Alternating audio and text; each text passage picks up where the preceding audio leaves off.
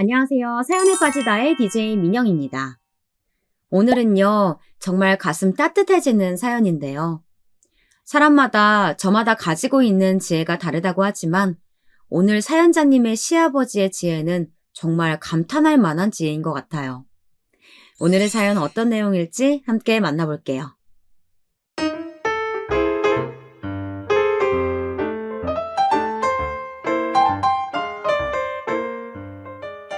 저는 한때 대리운전을 많이 했었기에 라디오로 사연을 들을 때가 많았는데요.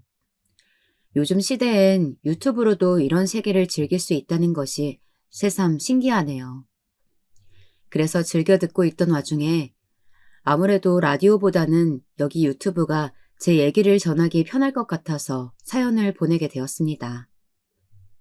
적다 보니 참 제 인생은 평평한 바닥을 걸었던 날이 별로 없었음을 실감했네요. 전 20대 초반에 저와 5살 차이 나는 한 남자를 만나게 되었어요. 해외여행을 갔을 무렵 만났는데요. 그때 저나 그 남자나 각각 혼자 여행을 와 있던 차였고 아주 정말 너무나 우연하게 같은 카페에서 이틀 연속 같은 한국인을 마주치게 된 거예요. 결국 그게 인연이 되었어요. 정말 누가 먼저랄 것도 없이 서로에게 끌렸던 것 같아요. 저기, 한국인끼리 이렇게 마주치는 것도 인연인데 혹시 이런 거 물어봐도 될까요? 저는 김지윤이라고 하고 올해 27이에요. 그쪽은 나이가 어떻게 되세요? 근데 이때 저도 왜 그렇게 쑥스럽고 날아갈 듯 한편으로는 기뻤는지 모르겠어요. 어영부영 아무것도 모르고 갔던 해외에서 좋은 점도 있었지만 사실 왠지 낯설고 헤매던 부분도 있었거든요. 게다가 그 남자는 생각보다 꽤 키도 크고 좋은 인상을 갖고 있는 사람이었어요. 이후 연락처를 주고받은 뒤 한국에 와서 또 다시 만남을 갖게 되었는데요. 본격적으로 교제를 하게 되었답니다. 그렇게 둘이 몇 년을 만나오다가 자연스럽게 결혼 이야기가 나오게 되었어요. 그런데 이때 남자친구가 된 이 사람이 약간 망설이며 어렵게 말을 꺼내더라고요. 저기, 현이야. 다른 게 아니라 나는 결혼할 준비는 그럭저럭 되었다고 생각해. 근데 결혼식을 생각하면 좀 걸리는 게 있어. 내가 그게 본가와 연락을 끊은 지 좀 되었어. 이게 좀 복잡한 사정이 있어. 너희 집 어른들께서 이런 사정을 이해해 주실지 모르겠다. 이 말을 들으니 저도 좀 이상했던 게 안 그래도 남자친구는 도통 자기 집안이라든지 가족이나 형제 얘기를 거의 잘 꺼내지 않았어요. 부모님이 안 계신 건가 싶기도 하고 은근히 떠봤던 적도 있었는데 그때마다 화제를 피했거든요. 하지만 중요한 일을 앞두고 있고 또 우리 부모님께도 궁금해하실 수 있으니 저도 이때는 좀 깊게 물어봤는데요. 알고 보니 남자친구에게는 아주 희한하고도 아픈 사연이 있더라고요. 부모님이 돌아가셨다든지 그런 건 아니야. 두 분 다 계시는데 뭐랄까 나랑 사이가 안 좋다고 해야 하나? 그래서 연락을 하지 않게 되었어. 내 밑으로 동생이 하나 있는데 얘 때문에 일이 엄청나게 많았거든. 그때는 부모님도 경제적으로 어려우실 때였는데 내가 여러모로 서운하고 힘들었어. 그래서 아무튼 지금은 상황이 그래. 지금은 나에게 고모가 거의 가족이나 마찬가지고. 듣고 보니 당시 남자친구와 같이 살고 있던 건 고모였더라고요. 그나마 조금은 말이 통하고 교육자이시기도 하고 그래서 홀로 나와 있는 조카가 안쓰럽다 보니 경제적으로 조금씩 지원을 해주셨나 봐요. 그 덕에 1년 정도 해외 연수도 다녀왔고 귀국을 남겨두고 여행을 좀 즐겨보려던 차에 저랑 마주친 것이더군요. 근데 어제 내용을 들으면 들을수록 저는 더 혼란스럽기만 했어요. 일단 혼주석에는 고모가 대신 앉아 계실 거야. 내 결혼 얘기가 나오고 있다는 것을 아버지도 알기는 하신 것 같은데, 그래서 이때 모처럼 오실 거라는 얘기도 있었지만 확실하진 않아. 그리고 아버지까지는 모르겠지만 어머니와 동생은 생각 않기로 했어. 사실 그 둘 때문에 아버지하고 틀어진 것이거든. 정확하게 상황을 더 말해줬으면 좋았는데, 그러기엔 표정이 너무 어둡고 상처가 깊어 보였고, 그렇다고 대강 덮자니 적어도 저랑 결혼할 사이인데 너무 모르는 것도 좀 그렇잖아요. 이런 걸 눈치챘는지 그제서야 입을 열더라고요. 그게 동생이 어릴 때 되게 아팠었어. 아무래도 둘 중 하나가 아프니까 부모님은 그 관심이 아픈 자식한테 쏠릴 수밖에 없잖아. 나도 엄청 걱정했었거든. 근데 어머니는 잘할수록 내 동생에게 너무 병적으로 집착을 하시더라고. 얘도 점점 버릇이 나빠지면서 나를 아주 우습게 보고 치료 결과가 좋아진 이후에도 성격은 변하지를 않더라. 아무튼 그런 관계로 사이가 점점 악화된 거야. 아버지는 그 누구의 편도 아니시긴 했지만 말이야. 이런 상황들을 듣다 보니 아무튼 저도 자세히 더 들어가지 않고 멈추게 되었어요. 저 역시 한부모 가정이다 보니 저희 엄마는 이런 상황을 크게 신경 쓰지는 않으셨고요. 그렇게 결혼식을 올리고 난 뒤 둘이 살게 되었답니다. 예식 때 아버님 얼굴을 처음으로 뵈었는데 이때 인상이 좀 강렬하긴 했어요. 참 수더분한 얼굴을 하신 분이었는데 이미 얼굴에도 많은 감정들이 실려 있더라고요. 저에게도 아주 어렵사리 말을 꺼내셨고요. 내가 며느리를 장례식장에서 보게 되다니 참 여러모로 머쓱하고 할 말이 없네요. 그래도 며느리를 봤으니까 가끔이라도 연락을 했으면 좋겠는데 핸드폰 번호 좀 가르쳐 줄 수 있어요? 이렇게 말씀하시면서도 무척 낯을 가리시더라고요. 이때 반응을 보니 그래도 본인 아들에 대한 짠함을 느끼고 계신 것 같아서 저도 참 안타까웠어요. 이후로는 저도 가끔 연락을 드렸고 남편도 그런 상황을 알고 있긴 했지만 특별히 뭐라고 하진 않더라고요. 그러던 사이 신혼 6개월 무렵에 임신했다는 사실을 알게 되었고 우리는 정말 너무 신났었답니다. 경제적으로 썩 좋은 환경은 아니었지만 그래도 작은 빌라를 얻었고 우리끼리 알콩달콩 잘 꾸며놓고 살고 있었어요. 남편은 중소기업을 다니고 있었는데 급여가 아주 나쁜 편은 아니었기 때문에 우리의 삶은 그런대로 만족스러웠고요. 이때 아버님께 임신 사실을 알려드렸고 정말 너무 좋아하셨답니다. 이후 시간이 지나 출산을 했고 100일이 지나서 저는 아기를 데리고 시댁을 방문했어요.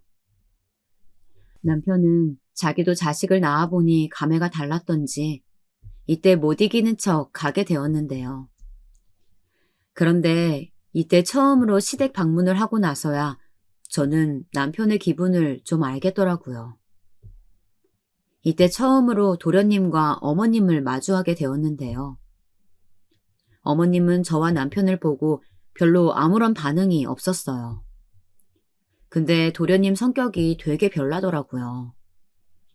이때 저는 정말 괜히 왔다 싶었고 아버님도 당황하셔서는 도련님을 야단치셨어요. 형, 진짜 오랜만이다. 무슨 바람이 불어서. 맞다. 애기 낳았다며? 대단하네. 대학 가고서 집이랑 연도 끊더니 아주 끄는 게 아니었나 봐. 그리고 뭐지? 형수님? 형수님이라고 불러야 되나요? 안녕하세요. 저희 형 잘 부탁드려요. 우리 형 되게 소심한 사람이거든요. 나이도 저랑 동갑이라던데 그래도 그렇지 자기 형이랑 한두 살 차이 나는 것도 아니고 말투가 좀 별로더라고요. 그런데 뒤이어서 하는 얘기는 정말 속으로 자기 형을 얼마나 우습게 아는지 느껴져서 제가 다 기분이 나빴어요. 형, 근데 대체 왜 온 거야? 혹시 나이 들어서 아버지한테 얼마 안 되는 유산이라도 받겠다고 들어온 거 아니야? 고모랑 붙어 살더니. 왜? 고모가 돈이 없대? 이렇게 계속 빈정거리니 결국 아버님이 화를 벌컥 내버리셨어요. 영훈이 너, 형한테 그게 무슨 말버릇이야? 네 말 맞다 나. 네가 지금 형이랑 마주한 게 대체 얼마만이냐? 네 형수랑 조카 있는 앞에서 말을 꼭 그렇게 해야겠어? 그런데 진짜 총체적 난관이었던 게 여지껏 아무 말도 없던 어머니가 입을 여시더라고요. 그 순간 남편이 왜 계모도 아닌 자기 친엄마를 그렇게 싫어하는지 이해가 갔어요. 당신, 지금 왜 영훈이한테 화를 내요? 아픈 애가 좀 칭얼대는 걸 갖고 왜 그러냐고요? 당신은 영훈이가 불쌍하지도 않아요? 아니, 대체 어떤 게 불쌍하다는 걸까요? 어머니가 그렇게 안쓰러워하는 어릴 적 병약하고 아팠다던 도련님은 그 당시 키가 190이 넘고 몸무게도 90은 넘어 보이는 거구였어요. 180대가 되는 제 형보다 큰 동생이 저렇게 말을 버릇없이 하고 다리를 떨어대는데 어머니는 뭐가 그렇게 둘째 아들이 아쉽고 안타까워서 저러시는 걸까요? 결국 우리는 그 자리에서 별 말도 안 했고 밥 먹고 가라 아니면 나가서 먹자고 어떻게든 자리를 좁혀보려던 아버님께 한사코 거절을 하고 나왔어요. 큰아들을 잘 감싸고 다시 시작해보고 싶었던 아버님이 안쓰러울 지경이더라고요. 이 얘기를 듣고 저희 엄마가 참 안타까워하셨어요. 김서방은 여러모로 짠하다. 제 엄마랑 동생이 그렇게 붙어 지내면서 차별을 하는데 얼마나 힘들었겠어. 그런데도 저렇게 번듯하게 자라준 거 보면 세상 너무 대견하네. 뭐 우리 집도 썩 크게 다른 환경은 아니지만 말이야. 사실 우리 집은 아빠가 어릴 때 돌아가셨기 때문에 엄마가 혼자 힘들게 저를 키워오셨어요. 그나마 자식이 하나라서 괜찮지 둘이었으면 도망갔을 것 같다고 우스갯소리를 하셨지만요. 적어도 이때 무렵만큼은 이런 얘기를 그냥 지나간 일이며 이제는 괜찮은 화제로서 입을 올리기도 했었는데요. 시간이 좀 지나 저에게 들이닥친 엄청난 풍파를 겪고서 우리는 농담으로도 이런 얘기를 하지 않게 되었어요. 그 풍파 때문에 저는 물만 마시면 토했고 길을 걷다가 울며 또 토했고 걷다가 주저앉아서 정신을 못 차리는 일이 빈번했거든요. 오죽하면 차라리 병원에 입원하는 게 낫지 않겠나 싶을 정도로 엄청난 고생길을 걸었어요. 이건 어떤 질병이 있어서라기보다는 인생사에 있어서 너무 큰 사고를 당했기 때문이에요. 정신적으로 말이에요. 그 이유는 바로 제 남편, 제가 일생을 가장 사랑했던 남자인 그 사람 때문이랍니다. 이 사람이 뭐 바람을 폈다든지 저를 때렸다든지 그런 이유는 아니에요. 어느 날 갑자기 이 사람은 정말 바람처럼 제 앞에서 휙 사라져 버렸거든요. 이렇게 빨리 제 앞에서 사라질 줄 알았더라면 저는 뭘 했으면 좋았던 걸까요? 그런 생각들을 당시에 하면서 툭 하고 올라오는 구역질을 견딜 수가 없었어요. 실제로 구역질을 할 수밖에 없었던 시기이기도 했고요. 겨우 정신을 차려보니 남편이 제 앞에서 자취를 감추고 얼마 되지 않아 둘째를 가졌다는 사실을 알게 되었어요. 이때 엄마가 제 앞에서 정말 얼마나 오열을 하셨는지 몰라요. 세상에 어떡해. 닮을 게 따로 있지 이런 걸 닮냐 우리 딸내미. 애미는 애비 없이 지를 키웠으면 너라도 명줄 긴 신랑 데려다가 오래 살았어야지. 이게 뭐냐 정말. 아유 이럴 줄 알았으면 결혼 허락 안 했을 텐데. 게다가 하나 키우는 것도 막막해 죽겠는데 둘까지 안겨주고 가면 그렇게 빨리 가면 어쩌라는 거야?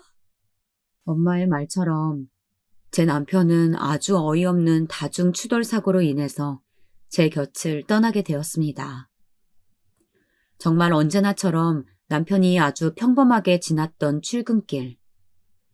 집에서 핑그르르 굴러다니고 잠도 잘 안 자는 아기 때문에 피곤했던 저는 그날 제대로 인사도 못했어요.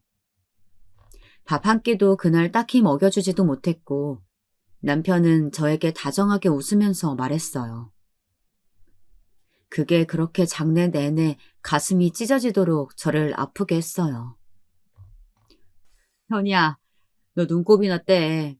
애기랑 침대에서 더 잠이나 자. 이따가 들어오는 길에 족발 사올 테니까 오늘은 꼭 지난주 못 봤던 영화 같이 보는 거야.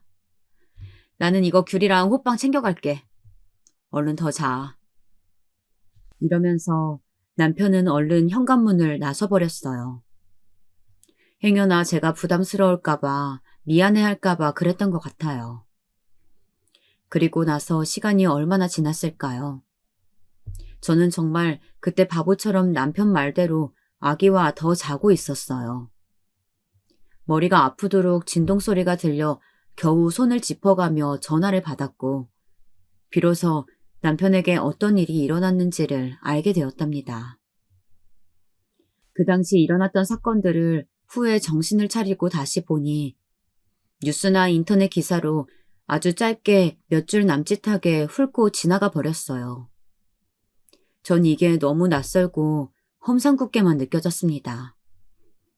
사람이 죽었는데, 내 가족이 죽었는데, 그것도 맨날 내 옆에서 떠들고 같이 머무르던 남편이 죽었는데, 그냥 이렇게 30대 김모 씨 사망만으로만 잡힐 일인가 싶어서 말이에요.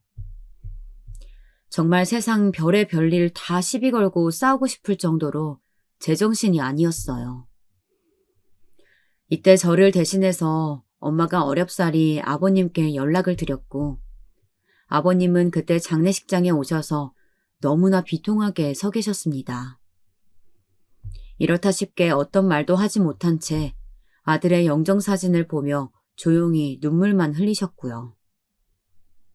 제가 이때 너무 넋을 놓고 있다 보니 엄마와 이모들이 와서 챙겨주시긴 했는데 아무튼 이때에는 뭘 해도 온전하게 생각을 하기가 힘들더라고요. 저도 저지만 자식을 잃고 더 기가 막히셨을 아버님을 신경 쓰지 못했어요. 이후로 시간이 좀 지났을 무렵 저는 몸이 너무 불편하고 자꾸 구역질이 올라오는 바람에 이 스트레스와 상처가 너무 커서 그런 줄만 알았어요. 설마 임신일 거라고는 생각은 하지 않았고 그리고 그러면 안 된다고 생각했었고요. 헌데 정말 혹시나 싶은 마음으로 이때 테스트기를 사면서도 이 무슨 황당한 일인가 싶었는데요. 실제로 테스트를 해본 결과 저는 둘째를 가진 것이 맞았던 거예요. 진짜 얼마나 어이가 없고 말이 안 나오던지 당장 제 발에 동동거리며 매달려 있던 아기가 감당이 안 되는 판국에 기가 막히더라고요. 그래도 어찌되었던 간에 이 상황을 받아들이는 수밖에 없었어요. 몸도 너무 약해졌고 스트레스도 극심했지만 한편으로 참 고맙고 미안하게도 그 아이는 뱃속에서 잘 자라주었습니다. 어느 날은 밥 먹다가 눈물이 나서 꺼이꺼이 울기도 했었답니다. 엄마, 나 정말 이래도 되는 걸까? 오빠는 죽었는데 나는 이렇게 또 살겠다고 뭘 먹고 있는 게 너무 바보 같고 미안해서 뭘 먹고 싶어진다는 것 자체가 너무 한심하고 기가 막혀. 나 어떡해, 엄마? 그러면 엄마 역시 눈물을 그렁그렁하며 엄마에게 자식인 저를 달래겠다고 반찬을 앞으로 끌어다 놓으셨어요. 뱃속에 아기가 먹자고 하는 건데. 그리고 다 떠나서 살 사람은 살아야지 별 수 있겠어? 김서방이 너에게 남겨두고 간 아기라고 생각하고 그냥 다 좋게 보자, 현이야. 너 이렇게 자꾸 울고 스트레스 받으면 너도 힘들고 애기도 안 좋아. 얼른 눈물 닦고 세수하고 와. 정말 이렇게 목이 메어 억지로 식욕에 이끌려 먹어놓고 소화가 안 되어 토를 하게 되는 상황을 거듭 겪어가면서 저는 막달까지 가게 되었어요.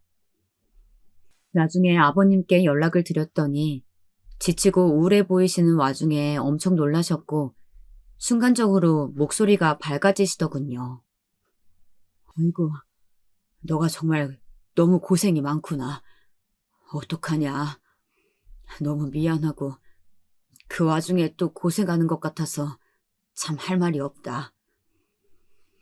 네가 혼자 이렇게 짐을 짊어지는구나. 언제 아기를 낳으러 가는 거야? 나도 좀 알려주려무나. 나라도 가서 좀 봐야겠구나. 아버님은 당시 꽤 힘들어 보이셨고 저와 연락도 딱히 못하고 계셨는데 이때의 전화에 조금 기운을 차리신 듯 했어요. 그러시면서 갑작스레 말씀하시더군요. 지은이가 없으니까 나라도 니네 가정을 돌봐야 하지 않겠니? 내가 뭐 얼마 가진 것도 없고 대단한 건 아니다만 그래도 될 수 있는 한 너희한테 보탬이 좀 되려고 한다.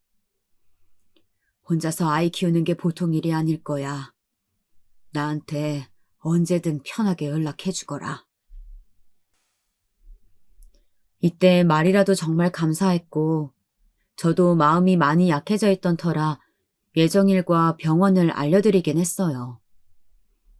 나중에 저는 둘째 아기 낳을 때 수술을 해야 했는데 그때 아버님이 저에게 전화를 하셨고 우리 엄마랑 연락이 되셨더군요.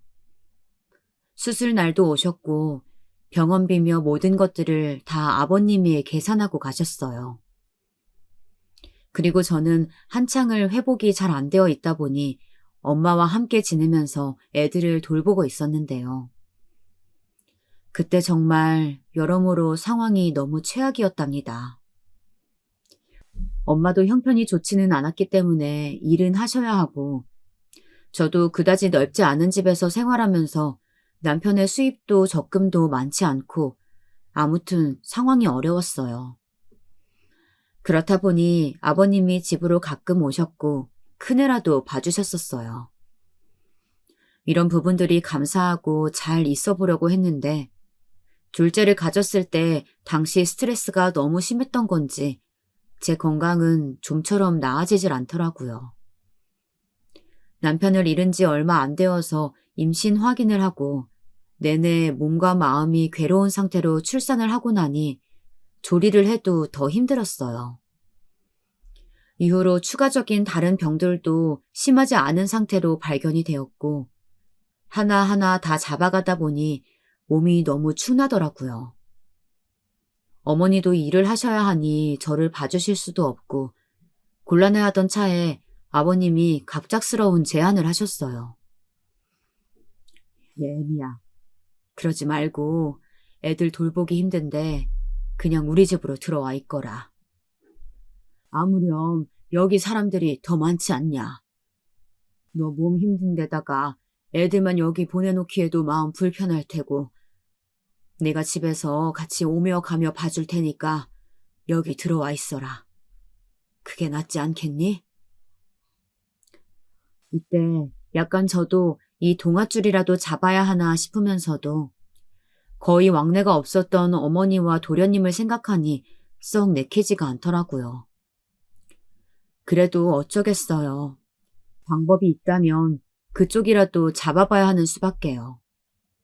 엄마도 별 수 없으셨던지 그렇게 해서 어른들 도움이라도 받으라고 하셨고 저는 100일이 이제 막 지난 둘째까지 데리고 시댁에 들어가게 되었어요.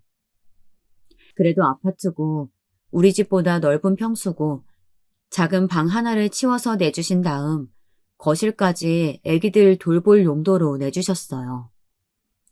덕분에 그 전에 좁고 좁은 집에서 애기를 키울 때보다는 좀 더 낫더군요.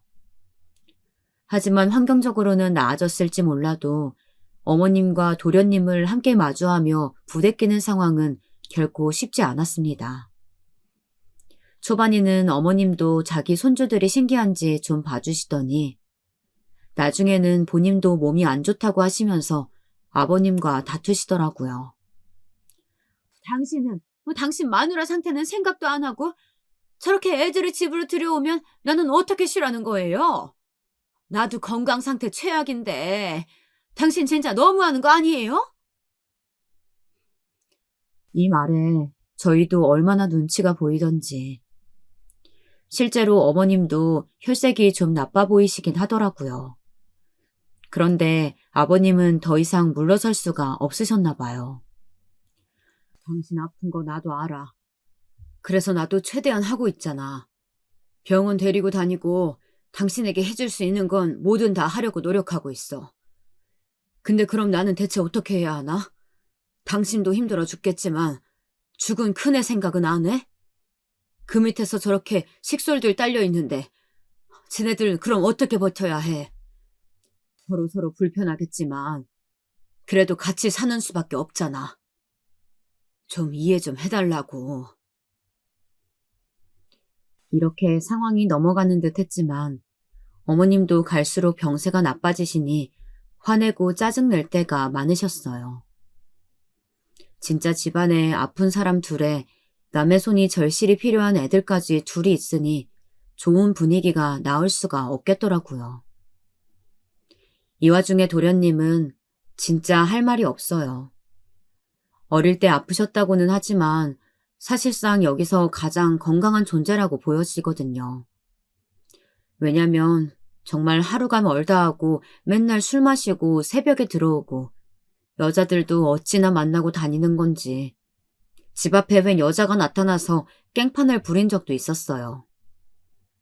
도련님은 이와 별개로 형수인 저며 본인 조카인 우리 애들한테도 참 유난일 정도로 시비를 걸어대더군요.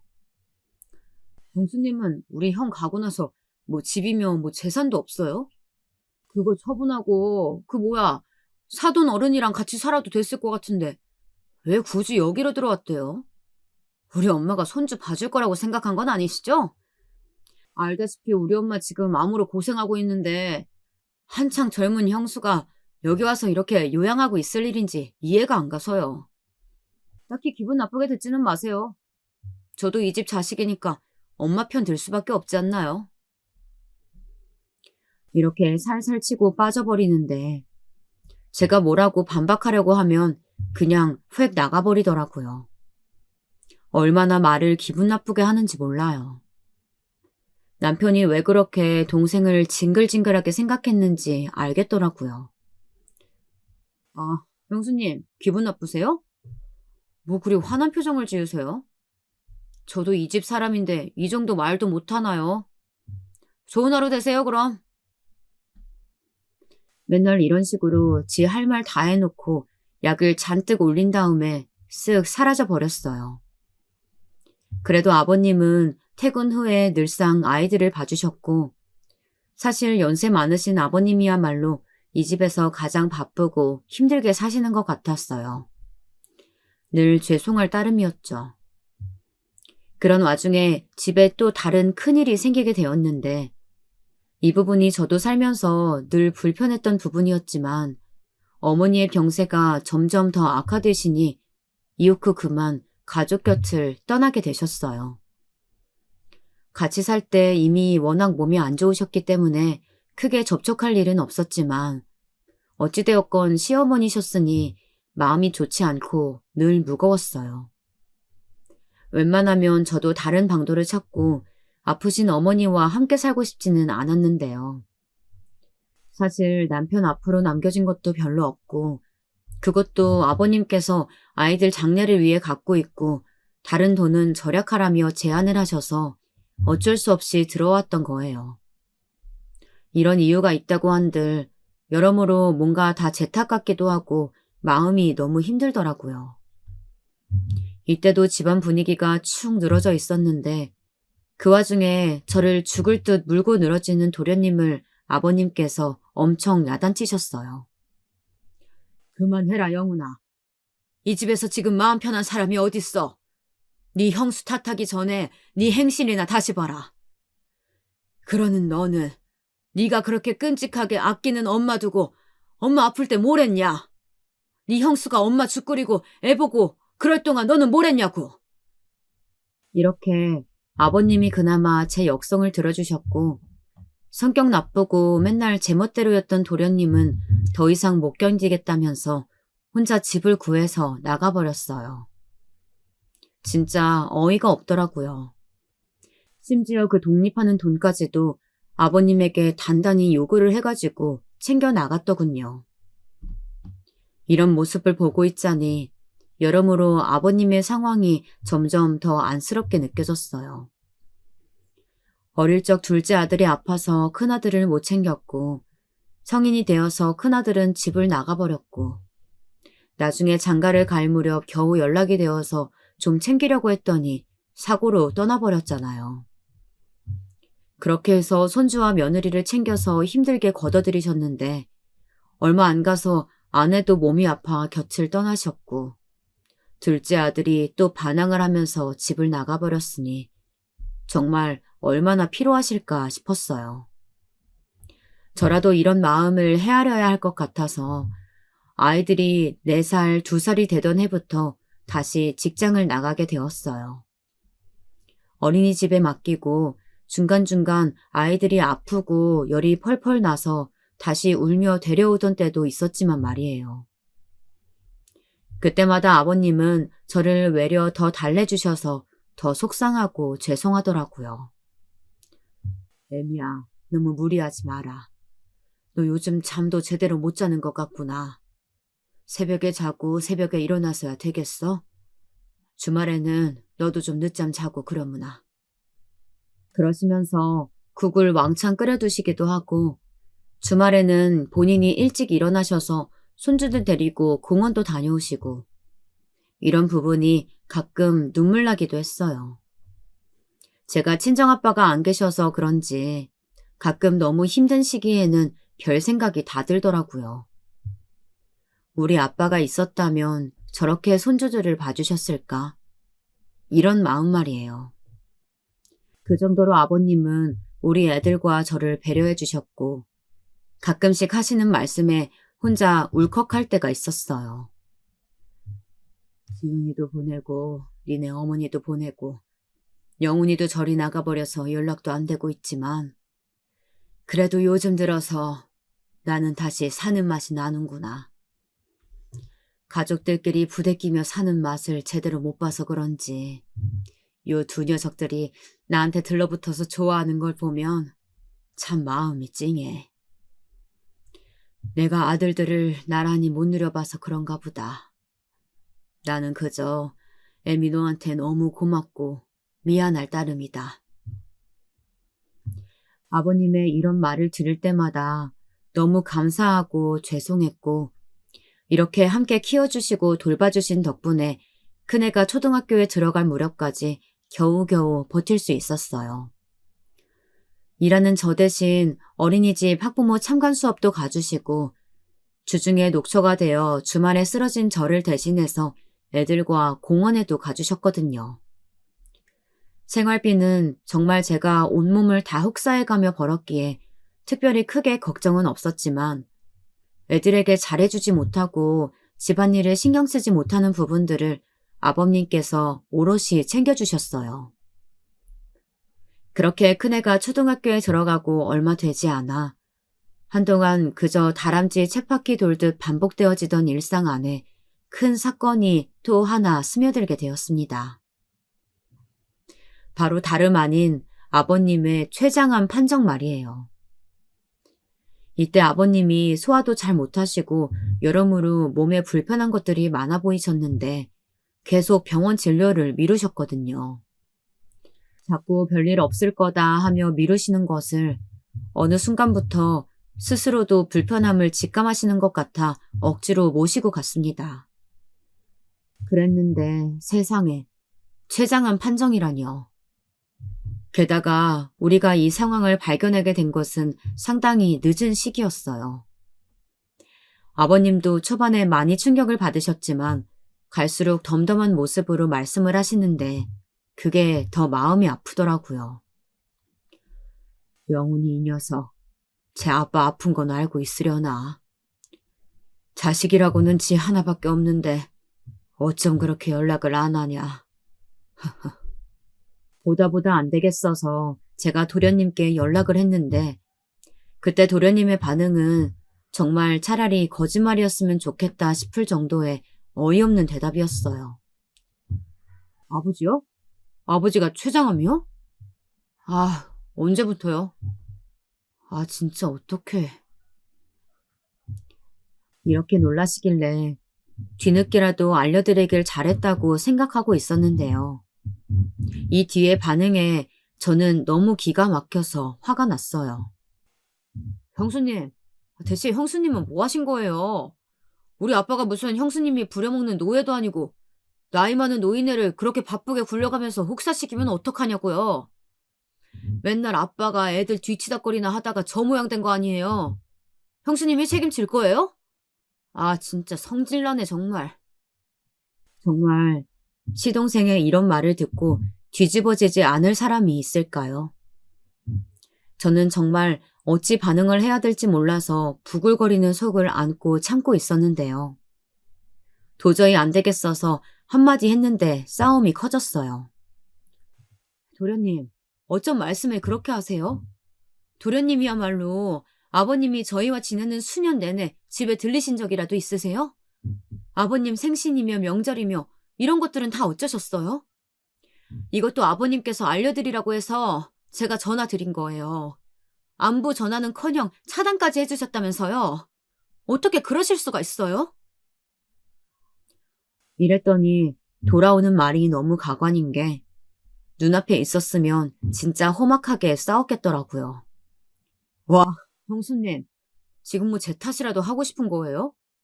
대단하시네요. 아주 박수라도 쳐드려야겠어요. 저랑 아빠 관계 형수님이 뭔데 간섭질이에요. 그 집에 사시니까 뭐 우리 엄마 대신 안주인이라도 된 줄 아세요? 내가 우리 아빠랑 연락을 하건 말건 뭔 상관이야 진짜. 듣기야는 마지막에 저에게 반말을 해가면서 고래고래 소리를 지르는데 이거 진짜 안 되겠다 싶어서 전화를 끊었어요. 아버님께도 그냥 여부를 알려드렸다고만 하고 더 이상은 자세히 말을 못하겠더라고요. 저도 너무 화가 나서 참을 수가 없었죠. 이후로 상황을 어떻게 풀어가야 할지도 몰랐고요. 그런 와중에 아버님은 병세가 더 악화되셨고 도저히 안 될 것 같아서 정말 어쩔 수 없이 도련님을 호출하게 되었는데요. 온갖 죽을 상 인상을 쓰면서 찾아왔더라고요. 그렇게 모여있는 우리를 두고 아버님은 우리에게 아주 불편한 얼굴로 말씀을 하셨는데요. 이 얘기가 나중에 아버님 임종 후 큰 싸움으로 벌어질 줄 전 상상도 못했습니다. 영훈이 왔구나.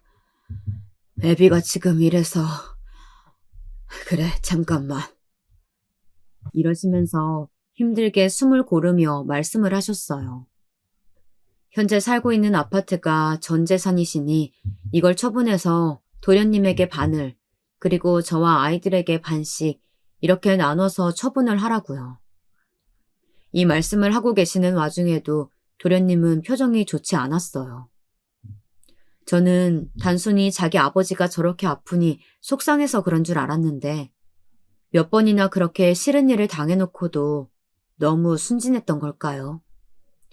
나중에 가서 도련님의 태도는 아주 험악해지더군요. 바로 아버님의 장례를 힘겹게 마친 후에 잽싸게 도련님은 저에게 얼굴을 아주 가까이 맞닥뜨리더니 무서울 정도로 강조해서 말을 하는 거예요. 형수님, 저기요. 그간 편히 사셨으면 됐지. 더 이상 우리 집에서 재미 볼 생각 안 하시는 게 좋을 거예요. 이거 무슨 말인지 아시죠? 이때 저는 무섭기도 했지만 무슨 말인지 잘 못 알아들었고 가뜩이나 상황도 복잡하고 심란한데 왜 이러나 싶었습니다. 도련님은 정말 이상한 게 이런 상황을 눈치챈 친정엄마가 오셔서 왜 그러냐는데도 자기 할 말만 하더라고요. 뭘 모르는 척하고 계세요. 우리 아빠 아파트 말이에요. 여지껏 형에게 기대서 몇 년을 살았으면 됐지. 설마 진짜 아빠 말대로 그걸 판 걸 뭐 반반 나눠 가지려는 건 아니죠? 솔직히 예의상 제가 조카들 생각해서 몇백 챙겨드리긴 할 건데요. 진짜 반반 같은 얘기는 꿈도 꾸지 마세요. 네? 이때 정말 목 뒤쪽부터 소름이 쫙 오르는 게 느껴지더라고요. 이때 완전히 눈이 뒤집혀져서는 넋이 나간 사람 마냥 저렇게 중얼거리는데 정말 아예 모르는 그 어떤 타인보다도 무섭게 느껴졌어요. 엄마는 본인이 옆에 있는데도 이런 식으로 말하는 도련님을 보며 얼른 그 집에서 나오라고 성하셨고요. 내가 그동안 사돈 어른 은혜에 감사하며 지내긴 했다만 네 시동생은 대체 아니 죽은 형이 살고 있는 집에 그것도 본인 아버지가 불러서 간 걸 갖고 저렇게 서슬이 퍼렇고 저런 막말만 해대냐? 됐어. 그냥 집으로 들어와라. 코딱지만한 집이지만 그렇다고 너가 저렇게 끌려다니고 욕먹는 거 더는 볼 수 없다. 결국 우리는 쫓겨나듯이 짐을 정리해서 나왔고 나오는 날조차도 도련님은 집에 들어가서 감시하고 있지 뭐예요. 이후로 집을 팔았는지 안 팔았는지는 솔직히 모르겠어요. 우리는 그 이후로 완전히 도련님과의 연락을 끊어버렸거든요. 사실 아버님이 도련님과 저를 나란히 부르기 며칠 전에 긴밀하게 남기셨던 말씀이 있었어요. 아들 성격을 평소 무척 부담스러워 하셨고 그나마 저랑 같이 지낸 시간이 많으셔서 그런지 따로 편지 같은 걸 적어두셨다고 하더군요. 그런데 이때 갑자기 좀 당황스러운 말씀을 하셔서 새삼 왜 이러시나 싶었어요. 저기 애미야, 편지는 지금 보지 말고 나중에 봐라. 언제쯤이려나? 그래, 한 10년 뒤쯤 봤으면 좋겠구나. 지금은 그냥 놔두거라. 이때 아버님이 힘들게 꺼내주신 편지는 마트 상품권 봉투 안에 들어있었는데 웬일인지 당장은 보지 말고 나중에 보라고 하시더군요. 그래서인지 저도 이때 이걸 받아들고 별 생각이 많았어요. 대체 무슨 내용의 편지이기에 보지 말라고 하시는 걸까 말입니다. 그러면서도 일단은 본인 아들을 불러다가 유언하시기 전에 신중하게 하신 말씀이니 제 마음대로 그냥 한번 들춰보고 그런 건 안 될 것 같아서 그대로 참고 있었습니다.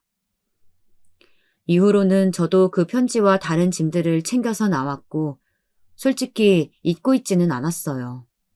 내용이 너무 궁금하긴 했었고요.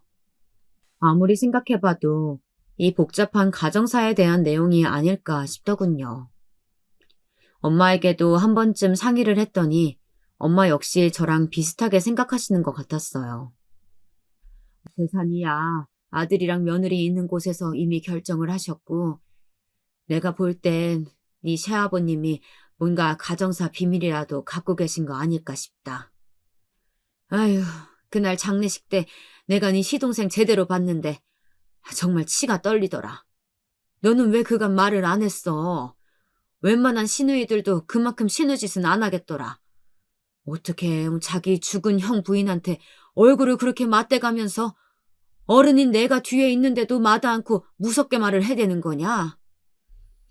김서방 생각하면 이런 말 해선 안 되지만 진짜 말종 같더라. 심지어 김서방이랑 얼굴도 별로 안 닮은 것 같고. 내가 볼 땐 뭔가가 있는 것 같아. 저도 처음엔 희끄무레하게 하고 있던 생각이었지만 엄마가 막상 이렇게까지 거의 확신 있는 쪽으로 밀어붙이고 계시니까 진짜 그런가 싶기도 하더군요. 그런데 이때 저는 정말 진심으로 지쳐 있었기에 사실 가정사니 뭐니 아버님의 편지 내용에 대해 크게 궁금함이 느껴지지는 않았어요. 연달아 한 집안의 장례만 3번을 치렀는데 그게 10년 안팎으로 일어난 일이다 보니 진짜 진이 빠지고 피로하게 느껴지더라고요. 당장 내 앞에 있는 아들 녀석 둘을 챙기는 것도 힘들어 죽겠는데 말이에요. 이후로 엄마는 그간 못 거두었던 손주들이 들어왔으니 한층 더 바빠지셨고 저는 기존에 하던 일들을 여전히 유지해가면서 더더욱 정신이 없었어요. 게다가 한 번은 집에 불이 난 적이 있었어요. 그나마 불행 중에 다행이라면 다행이라고 할 수 있을까요? 그때 애들만 둘이 있는 줄 알고 저는 기겁을 해서 뛰어갔는데 그때 엄마도 계셨던 거예요. 당시 같은 동네 애기 엄마가 저에게 전화를 해줘서 알게 되었고요. 도윤이 엄마, 얼른 가봐. 친정엄마 집에 계시나? 아무튼 내가 볼 때 자기네 집 아니더라도 그 앞집에서 불이 크게 난 것 같아. 이때 집을 향해 택시를 타고 거의 날아가듯 가는 순간 속으로 또 얼마나 서러움이 밀려오고 공포감이 엄습하던지 대체 내 인생은 왜 이렇게 엉망인 건지 눈물만 흐르더군요. 이 정도로 굴곡이 심한 삶이라면 인간적으로 어느 한순간 정도는 숨 쉴 틈을 줘야 하는 거 아닐까요? 온 눈물 콧물을 쏟으며 달려갔더니 그나마 다행히게도 모든 상황은 다 정리가 되었고 엄마가 애기들을 챙겨서 밖에 나와 계셨어요. 애들은 머리가 아프다고 울어대기도 하고 집이 무섭다고 하는 바람에 그걸 달래느라 한 2, 3일 정도 근처 아주 작은 관광호텔 신세를 지기도 했었고요. 아무튼 이렇게 어쩔 수 없는 사고 외에는 그럼에도 불구하고 다시 생각해보자면 큰일은 또 없었던 것 같아요. 적어도 아이들이 제 속을 썩인다든지 뭐 누구를 때렸다거나 맞고 온다던가 하는 그런 사고는 치지 않고 살아왔던 것 같네요. 엄마가 아무래도 옆에서 끼고 애들을 보고 계시기는 했고 저도 이 집의 완전한 가장이 되다 보니 이후론 꽤 엄격하게 키워왔거든요. 그러다가 그 집도 계약 기간이 다 되어서 다른 집으로 이사를 가고 그때 한번 아버님 편지 생각이 문득 나더군요. 근데 사실 제가 굳이 일부러 어떤 신념을 갖고 10년을 다 채워 그때 읽어본 건 아니었고요. 제 삶 자체가 정말 정신이 없고 하루하루 잠잘 시간도 모자랐기에 딱히 별 생각을 안 하고 있었어요. 그리고 가끔 편지가 떠오를 때에도 거기에 무슨 내용일까 하는 물음표가 생겨도 그닥 진전이 없었거든요. 저에게 정말 잘해주셨던 아버님, 그리고 갈수록 기억이 옅어지는 나의 사랑했던 유일한 남편인 그 사람을 생각하면 울컥함이 있었는데요.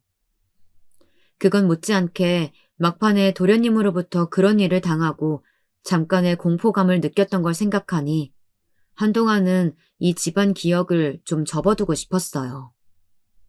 그리고 그처럼 가파르게 시간을 달려가는 와중에 어느새 애들이 그렇게 컸는지 모르겠어요. 정말 후회가 막급할 정도로 너무 생활에 치중하고 입에 풀칠 생각만 하다 보니 애들 크는 걸 맨날 같이 있으면서도 잘 못 봤더라고요.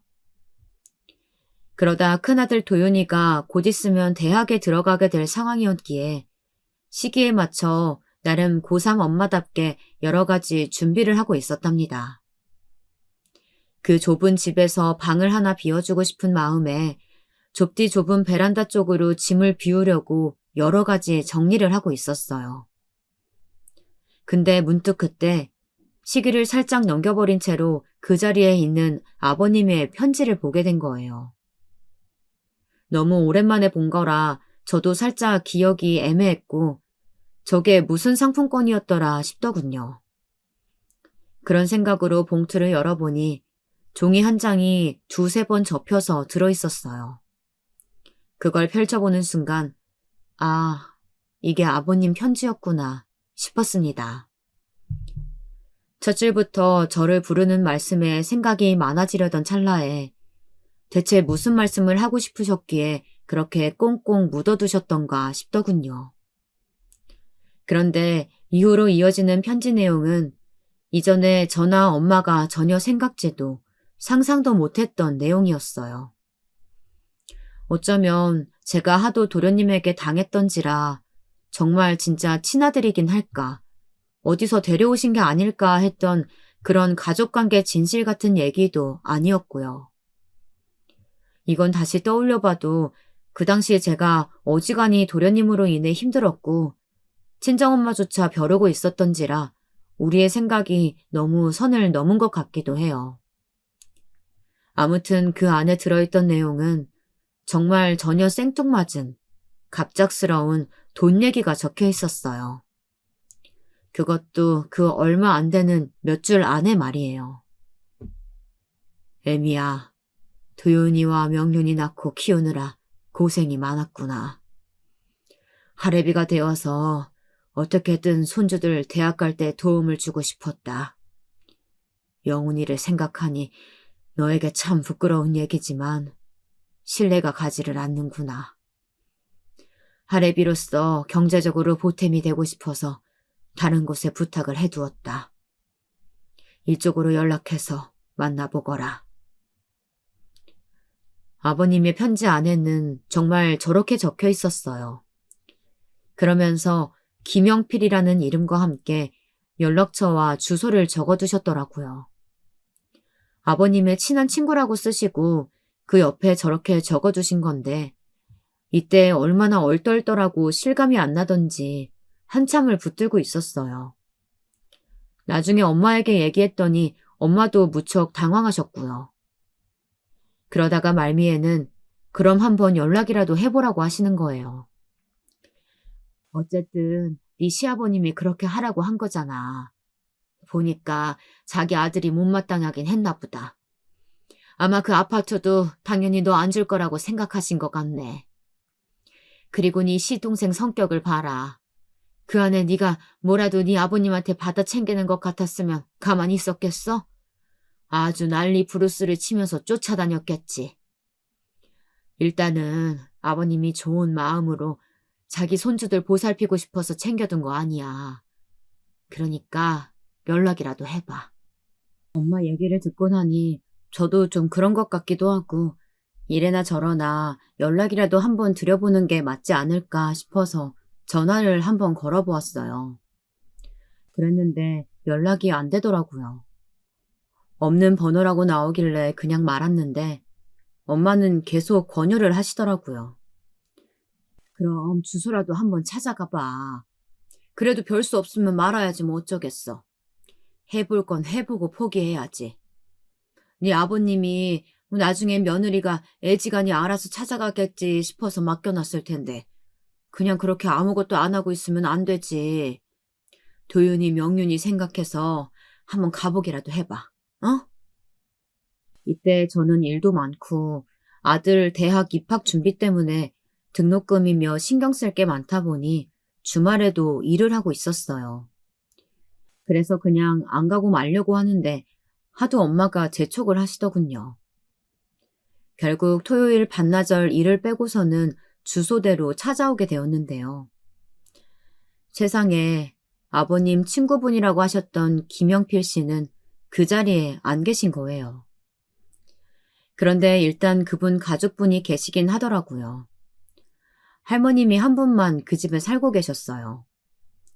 저는 이런 사정을 모르니 당연히 친구분이 계실 줄 알고 아버님 편지를 들고 갔었는데요. 대강 사정을 말했더니 다행히도 할머님께서 아른 체를 하시더라고요. 아, 덕종 씨? 그러니까 그 시아버님이 김덕종 씨죠? 거기 며느리고. 아이고, 오긴 오는구나. 나도 잊어버릴 뻔했어요. 아니, 잊으면 안 되지. 일단 들어와요. 결국 어영부영 따라 들어갔는데 사정을 듣고 보니 참 대체 무슨 일이 벌어지고 있는지 하나부터 열까지 이해가 가지 않았어요. 이런 일이 저 같은 평범한 사람한테, 아니 저처럼 하는 일마다 그닥 무난하게 풀리는 법이 없는 사람한테도 일어나기도 하나 봐요. 우리 남편은 3년 전에 먼저 갔어요. 그러면서 나한테 꼭 덕종 씨가 맡긴 거니까 제대로 전해주라고 했었고요. 둘이 사이가 엄청 막역하거든요. 옛날에 우리 시어머니가 돌아가셨어요. 그때 덕종 씨가 우리 남편이랑 엄청 친했거든. 형편이 썩 좋지 않았을 때였는데도 와서 장례도 치러주고 자리도 지켜주고 우리 딸 시집 보낼 때도 돈도 얼마 보태줬어요. 이후로 우리 형편이 나아져서 갚으려고 하니까 또 그걸 싫다더라고. 하여간 그런 사람이야. 그쪽 시아버님 말이야. 이렇게 말씀하시는데 확실히 저희 아버님에 대해서 기억을 좋게 갖고 계시는 것 같더라고요. 아버님과 이 친구분도 역시나 사이가 좋았던 것 같고요. 그러면서 저에게 아버님이 이분께 맡기신 금액을 말해주셨는데, 정말 저는 그 자리에서 듣고 기절할 뻔했어요. 그때 참 낯선 분위기라서 저도 모르게 무릎을 다소곳이 꿇고 앉아 있었는데 얼마나 당황스럽던지 갑작스레 다리에 쥐가 났지 뭡니까. 몇 번이나 듣고도 믿을 수가 없어서 계속 여쭤봤고 나중에 할머님께서는 살짝 귀찮아지신 것 같기도 했어요. 글쎄 계속 물어가면서도 확신이 오지 않던 그 숫자. 다름 아닌 5억이라는 금액을 아버님께서 맡겨두셨던 거예요. 어떻게 그런 돈을 갖고 계셨던 건지도 모르겠고 생각해보면 아버님은 그렇게 유복하지도 그렇다고 절대 부족하지도 않은 생활을 유지하고 계셨기에 도통 가늠이 안 되더라고요. 우리 애들이 둘이라고 하고 나이 차이도 얼마 안 난다지만 등록금으로 쓰기엔 정말 터무니없이 많은 돈이었어요. 아버님은 아무래도 손주들의 이후의 삶을 생각해 두신 것 아닌가 싶었는데요. 그 얘기를 친구분께 하셨다더군요. 나도 오래돼서 이제 기억이 잘 안 나는데 하여간 덕종 씨 자체는 참 좋은 사람인데 자식 복이 별로 없더라고. 그 집 큰아들 지훈이를 우리가 얼마나 예뻐했는데요. 영훈이는 아팠고 말이야. 맞죠? 애기 엄마는 기억할지 모르겠는데 우리는 지훈이 장례도 갔었어요. 우리 남편이 그때 얼마나 가슴 아파했는지 몰라. 나중에 연락해보니까 며느리랑 손주 거둬서 키우고 있다고 하더라고. 이때 얼마나 안쓰럽든지 말이야. 그러면서 계속 말씀을 하시는데 갈수록 가슴이 먹먹해지더라고요. 우리도 덕종 씨한테 받은 것도 많고 어릴 때 그 집이랑 우리 집이랑 애들끼리 놀러 가기도 했었어. 그런데 덕종 씨는 애들이 클수록 점점 곤욕을 앓는 데다가 자식 얘기만 나오면 힘들어했거든. 나중에 아들이 그리 되었는데도 우리가 도와줄 수 있는 것도 없고 얼마나 갑갑했는지 몰라. 그런데 그러다가 덕종 씨가 갈 때쯤 돼서 우리한테 이런 부탁을 한 거예요. 생전 남한테 부탁 같은 거 안 하는 사람인데 말이야. 그러니 잘 맡아줘야 했지. 그럼. 게다가 상황이 얼마나 안 됐어. 애비 없이 남은 손주들 앞날을 지켜주고 싶어서 그런다는데. 저는 언젠가부터인지도 기억이 안 날 만큼 말할 수 없는 깊은 탄식과 눈물이 줄줄 흘러나오고 있었던 것 같아요. 아버님은 우리 애들의 대학 등록금이라든지 애들이 앞으로 살아갈 얼마간의 도움이 되고 싶었던지 그런 목돈을 맡겨두었던 거예요. 믿을 만한 친구에게 말이죠. 가급적 자식에게 맡겨둔다든지 아니면 일찍이 해주고 떠나고 싶으셨을 수도 있었을 텐데요. 도무지 그럴 수가 없는 본인 아들과의 관계 때문에 얼마나 마음이 불편하셨을까요? 그러면서도 끝끝내 손주들까지 저렇게 신경을 쓰고 가셨던 걸 생각하니 숨을 거두시는 순간까지 계속 걱정만 하시며 눈을 감으셨을 것 같았어요. 저도 애들을 키워내면서 별일들을 다 겪다 보니 밖에서 무슨 일만 있어도 일하는 중에 애들과 관련된 연락만 받아도 가슴이 덜컹거리는 시간들을 경험해 왔어요.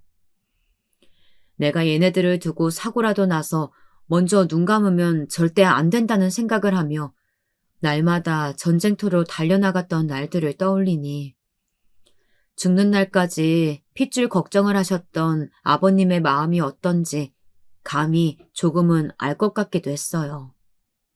한편으로는 금액이 너무 많은 것 같아서 고민이 되었는데 할머님은 이제 자기가 신경 쓸 일이 아니니 본래 아버님 뜻대로 전액을 가져가라고 하시더군요. 결국 그리하여 실감이 안 나는 상태로 그 금액을 받게 되었고 그렇게 된 게 아직 몇 달이 지나지 않았어요. 아직도 단 한 푼도 10원도 이체해보지 않은 채 그대로 통장에 갖고 있으며 당분간은 그냥 이 상태를 유지할 것 같아요. 아무리 어렵게 살아왔다지만 애들 등록금이라든지 당장 어찌어찌 헤쳐나갈 수 있는 돈들은 그럭저럭 맞고 보충해가면서 살아왔으니까요. 너무 막막하게만 살아왔던 인생이지만 이제 애들도 나름대로 컸고 경제적으로 찢어지게 곤란할 정도로 힘든 삶까지는 아니에요. 그러니 아버님께서 이렇게 남기신 금액을 덜컥 받는 것이 새삼 죄스럽기도 하고 마음이 참 어렵기도 하네요. 이미 도련님과 연락 두절이 된 지 수년이 지났지만 왠지 모르게 나중에 어떻게라도 알게 돼서 찾아오면 어쩌나 겁이 나기도 하고요. 아버님의 뜻대로 행하는 쪽에 저도 마음을 두고 있기는 하지만 고민을 안 할 수가 없는 요즘입니다. 사연을 여기까지 들어주신 분들께 여쭙고 싶은데요. 만약 저 같은 경우에 이 돈을 가지고 어떻게 하실 것 같나요? 저의 이런저런 사정들을 고려했을 때 말이에요. 그냥 덜컥 쓴다는 것이 생각보다 그리 쉽게 내키지가 않고 엄두가 안 나서 판단이 잘 서지 않습니다. 여러분들의 조언이 필요합니다. 댓글로 남겨주신다면 감사하겠습니다. 지금까지 제 사연 들어주셔서 감사해요.